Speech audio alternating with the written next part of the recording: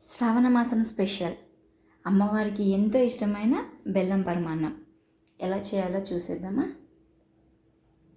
ముందుగా బౌల్ తీసుకొని ఒక గ్లాస్ బియ్యం, హాఫ్ గ్లాస్ పెసరపప్పు రెండింటిని బాగా కడిగి నానబెట్టుకోవాలి.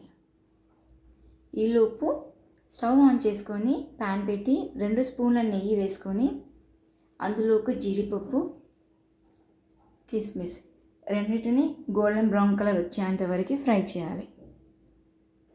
అదే ప్యాన్లోకి ఒక గ్లాస్ చిక్కటి పాలు, ఒక గ్లాస్ నీళ్ళు వేసి పాలని బాగా మరిగించాలి. ఈలోపు వేరే గిన్నెలో 1.5 బెల్లం వేసి వాటర్ పోసుకొని బెల్లం కరిగేంత వరకు ఉంచాలి.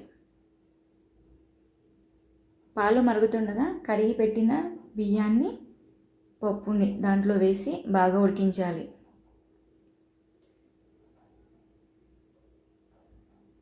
ఒకవేళ వాటర్ కానీ సరిపోకపోతే కొన్ని వాటర్ యాడ్ చేసుకోవచ్చు, ఏం పర్వాలేదు. ఈలోపు బెల్లం కరిగిపోయింది. బెల్లం బాగా చల్లార్చాలన్నమాట. అన్నం ఉడుకుతునే టైంలో పప్పు గుత్తితో స్మాష్ చేస్తే బాగా మెత్తగా అయిపోయిద్ది. మనకి పరమాన్నం కన్సిస్టెన్సీ బాగా వచ్చింది. ఇప్పుడు స్ట్రెయిన్ చేసుకొని పెట్టుకున్న బెల్లం వాటర్ని పరమాన్నంలో వేసి అంతే, ఎంత రుచికరమైన బెల్లం పరమాన్నం రెడీ.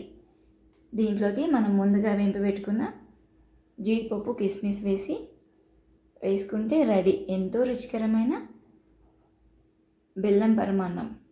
పెసరపప్పు వేస్తే చాలా బాగుంటుంది. బెల్లం పరమాన్నం చాలా అమ్మవారికి చాలా ప్రీతికరమైన బెల్లం పరమాన్నం రెడీ.